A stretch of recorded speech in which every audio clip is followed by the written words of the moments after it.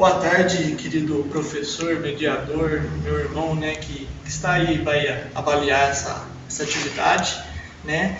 Eu quero dizer que o título da minha mensagem é Implicações Práticas de quem teve um encontro com Deus, né? Eu acho que no tempo que nós temos vivido, o tempo em que nós nos encontramos, eu acho que é de enorme importância a gente avaliar isso, né? Nós temos como prática, regra de fé e prática, o livro, a Bíblia, né?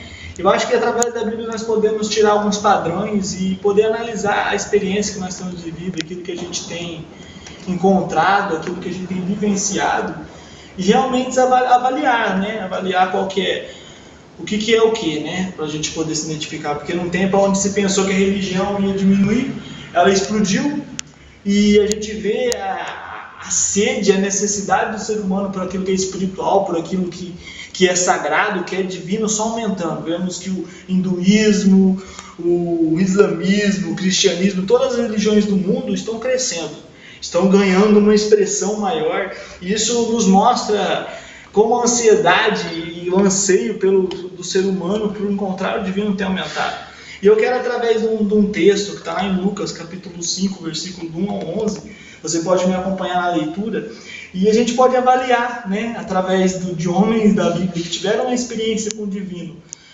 se aquilo que a gente tem vivenciado, aquilo que a gente tem experimentado, realmente corresponde àquilo que a Bíblia nos mostra como verdade, né? Então, a partir do Lucas capítulo 5, a partir do versículo 1, vamos lá. Certo dia, Jesus estava perto do lago de Genezaré, e uma multidão o comprimia de todos os lados para ouvir a palavra de Deus. Viu à beira do lago 2 barcos deixados ali pelos pescadores, que estavam lavando as suas redes. Entrou num dos barcos, o que pertencia a Simão, e pediu-lhe que o afastasse um pouco da praia. Então sentou-se e do barco ensinava o povo.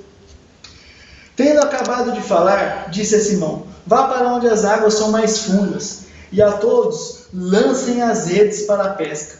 Simão respondeu: mestre, esforçamos-nos a noite inteira, e não pegamos nada. Mas porque és tu quem está dizendo isso, vou lançar as redes. Quando o fizeram, pegaram tão quantidade de peixes que as redes começaram a rasgar-se. Então fizeram sinais a seus companheiros no outro barco para que viessem ajudá-los, e eles vieram e encheram ambos os barcos, a ponto de começar a afundar. Quando Simão Pedro viu isso, prostrou-se aos pés de Jesus e disse: afasta-te de mim, Senhor, porque sou um homem pecador. Pois ele e todos os seus companheiros estavam perplexos com a peça que haviam feito, como também Tiago e João, os filhos de Zebedeu, sócios de Simão. Jesus disse a Simão: não tenha medo, de agora em diante você será pescador de homens. Eles então arrastaram seus barcos para a praia, deixaram tudo e o seguiram. Né? A partir da experiência de Pedro ali que teve uma experiência que uma das mais conhecidas no Evangelho, né, que ficou marcada na história, não só de Pedro, mas de todas as pessoas que assistiam e presenciavam aquilo, né, algo que raro de se ver. Né? E eu queria, a partir dessa experiência, poder analisar alguns fatos e poder tirar algumas regras, não uma regra, eu acho que nós não podemos criar um padrão fixo, mas podemos ter alguma referência, né, um horizonte que nos aponta para onde caminhar. Né? Então, assim, eu acho que a primeira coisa que a gente pode tirar da experiência de Pedro para a nossa vida é temor. Né? Em Lucas 5,8, a partir de quando está com aquela experiência, os peixes acontecendo, Pedro olha para Jesus e eu entendo que ele enche o coração dele se enche de temor. Né? Se nós olharmos no decorrer da história, personagens da Bíblia tiveram essa experiência. Um personagem que eu gosto muito é de Isaías. Né? Quando Isaías também, né, ali no templo, ele vê o Senhor e ele fica cheio do temor. E eu quero, dentro dessa experiência de temor, trabalhar 2 pontos com você. Quero que você possa se analisar e entenda 2 pontos para a gente poder caminhar aí junto. Né? O primeiro ponto é reconhecimento. Né? Pedro, quando tem essa experiência, ele olha para Jesus e fala: afasta de mim. Mas por quê? Porque eu sou pecador.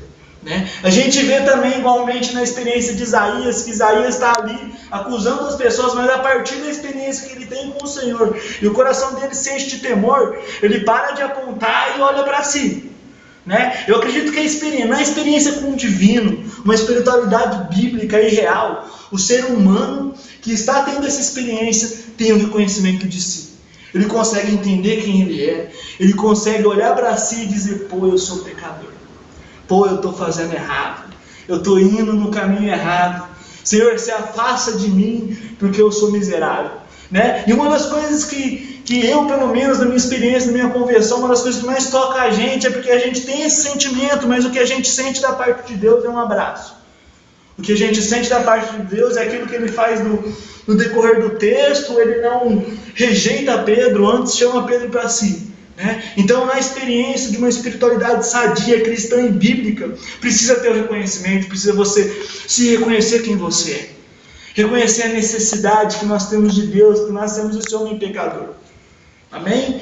O primeiro ponto que eu queria dizer é esse, mas eu também quero pensar num outro ponto, né? O ponto da reverência, né?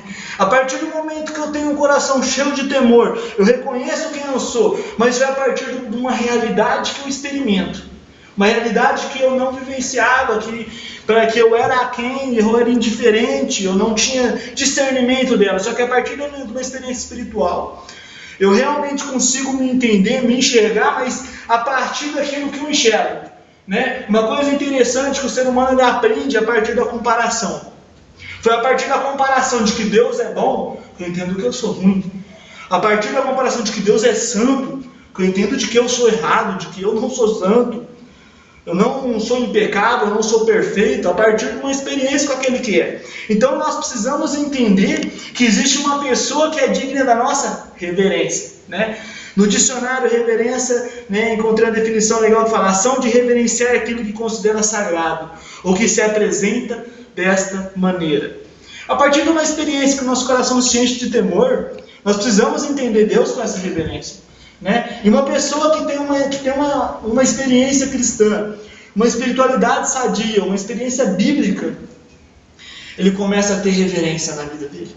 Ele começa a viver a vida a partir de Provérbios, que Provérbios ensina que o princípio da sabedoria é o temor.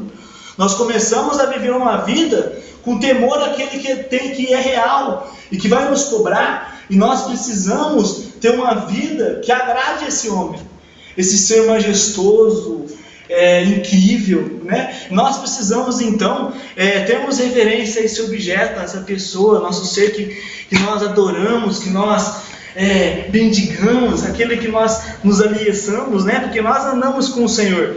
E nós, como os cristãos, precisamos realmente dar uma resposta a isso, uma vida de reverência, né? É interessante que a definição fala que nós devemos, no momento que esse objeto sagrado, no nosso caso, pessoa, está presente. No nosso caso, Deus está presente em tudo, né? No Salmo 138, o salmista nos ensina que se a gente corre para longe, o Senhor lá está. Se a gente sobe e pega as asas da alvorada e voa mais distante, lá o Senhor está. Se eu faço minha cama no Sheol, lá o Senhor está. Ou seja, não tem para onde a gente correr, né? É interessante que na experiência cristã, nós precisamos reverenciar de uma maneira integral, pois estamos constantemente na presença desse Deus, seja na multidão ou no escuro do nosso quarto, ou em nossa turbulenta consciência. Isso pode ser apavorante ou consolador. Isso depende da maneira que a gente vivencia a nossa vida, né? Mas é interessante que um outro ponto que eu queria abordar com você para a gente pensar essa noite é uma nova percepção da vocação. Em Lucas 5:10, na parte B do versículo, vamos achar aqui, Jesus diz a Simão assim: não tenha medo, de agora em diante você será pescador de homens. Nós, a partir de Jesus, precisamos entender e ter uma percepção nova de vocação, né? A gente entende que a partir do momento que eu tenho encontro com o sagrado, que eu tenho uma vida de temor, de reverência, aquilo que eu faço, a minha vocação, você pode chamar de ocupação, profissão, aquilo que você preferir, mas aquilo que eu faço para manter a minha vida precisa fazer parte do meu culto a Deus. Precisa fazer parte daquilo que é a ação de reverência ao Senhor, ao objeto de espiritualidade que eu acredito, que eu vivencio, que eu me relaciono. Então, um outro ponto que eu queria trabalhar com você é que nós, a partir de uma experiência com Deus, precisamos entender que tudo que nós fazemos, uma parte integral, seja um pastor, seja um advogado, seja um garimpeiro, seja o que for, isso faz parte do teu culto a Deus. Isso faz parte daquilo que você faz como reverência da tua vida integral ao Senhor, né? E é um ponto importante que nós temos que trabalhar. Muitas vezes a gente pensa que espiritualidade é aquilo quando a gente está no culto, é aquilo que a gente faz no devocional, aquilo que a gente faz quando a gente está em espírito, né? Só que é muito maior que isso. O nosso culto, ele não tem limite, ele acontece o tempo todo, né? E nós precisamos nos integrar nesse novo tipo de visão, de cosmovisão. Isso precisa estar entregado na nossa mente, da maneira como a gente vê e vivencia a nossa vida. Amém? E um outro ponto que eu queria trabalhar nessa questão de vocação é uma nova vocação, né? A gente vê que Pedro, ele tinha uma vocação, ele tinha um meio de sustento da vida dele, mas o Senhor deu uma nova vocação para ele. Isso não acontece com todos os cristãos, não. Eu acredito que Deus pode, possivelmente, aquilo que você escolheu como profissão, aquilo que você caminha, provavelmente aquilo que Deus tem para você. Mas em alguns casos Deus não faz isso. Em alguns casos Deus faz que nem Pedro fez, que nem falou para Pedro: vem e me segue porque eu vou te fazer pescadores de homens. Você precisa de muita percepção, você precisa de um caminhar com o Senhor, você precisa se amadurecer para você poder chegar nesse momento, para você poder chegar nessa percepção. Senão você não vai conseguir, né? É algo que exige muito caminhar, existe muita confusão nessa área, porque as pessoas que têm uma vocação secular, vamos dizer secular, se sentem menos espiritual do que um missionário, do que um pastor. Isso é errado, essa dualidade não existe. Para o Senhor, aquilo que você faz é espiritual, e nós precisamos ter esse discernimento, né? Um último ponto que eu queria tratar com você é a parte do abandono, né? E eu queria fazer uma analogia aqui, trazer isso para a nossa realidade. Lá em Lucas 11, eles arrastaram seus barcos para a praia, deixaram tudo e o seguiram, né? E que eles deixaram tudo, eu acredito que a partir de uma experiência cristã sadia que você tem com o Senhor, você precisa abandonar coisas. Você precisa na tua vida ter um AC e um DC. Precisa ser tangível, pessoas que olham para você, que alguma coisa mudou. Eu não sei o que, mas alguma coisa tem que mudar. No meu caso, eu fazia muita coisa errada. Então, quando eu encontrei a Cristo, foi estrondoso, eu mudei muita coisa. Mas você também tem, independente se você é aquilo que você faz, se você é um cidadão de bom, de bem, existe uma maneira aonde Cristo vai ser visível na tua vida. Você precisa, no nome de Jesus, desenvolver esse abandono e procurar se encontrar, procurar se analisar e perguntar onde que está o AC e o DC, onde estão os frutos, né? Paulo fala lá em Romanos que nós precisamos apresentar a Deus o nosso fruto, o nosso arrependimento. Então que você tenha esse fruto para entregar ao Senhor, né? Eu acredito que nós, caminhando para a conclusão, nós vivemos em um tempo onde é crucial examinarmos o padrão daquilo que temos vivenciado, né? Nós precisamos chegar a uma conclusão se realmente estamos vivendo uma experiência cristã real, né? Onde o espiritualismo está tudo se misturando, está tudo se tornando uma coisa só. Nós precisamos realmente discernir se o que a gente está vivendo é aquilo que o cristianismo nos apresenta. E eu quero, a partir dessas mensagens, desses tópicos, poder ajudar você a se encontrar, a se analisar, né? Você possivelmente, né, na correria do dia, você às vezes escuta tanta coisa que se parece e se encontra se encontra com o teu coração. Eu queria dizer que isso não é a espiritualidade cristã. A espiritualidade cristã está firmada na palavra, ela está firmada em verdades que não mudam. E eu quero, no nome de Jesus, essa noite, convidar você a afirmar um compromisso com o Senhor, afirmar um compromisso de que você vai analisar a tua vida, afirmar um compromisso de que você não vai mais viver qualquer espiritualidade, mas você terá um padrão, um prumo. Eu quero convidar, no nome de Jesus, você hoje a se colocar de pé e fazer um compromisso de que o Senhor, você vai andar com o Senhor e vai examinar a espiritualidade que você está consumindo. Boa noite, que Deus abençoe a sua vida. Amém.